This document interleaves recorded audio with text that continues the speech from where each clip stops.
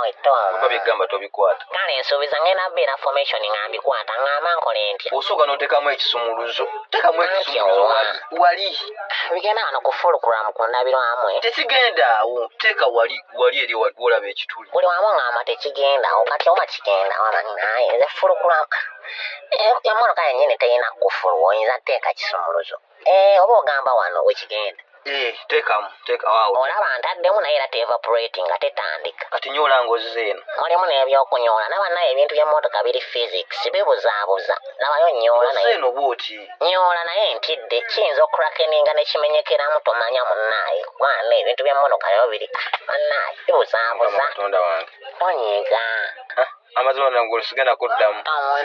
kweta mu mmotoka wallahi yamu ku saazi olwokubiri mbasiiga bulungi naye oba tukole yesterday enkya tolaba tugende walayi nsuubiza enkya fuluma njabeera trinity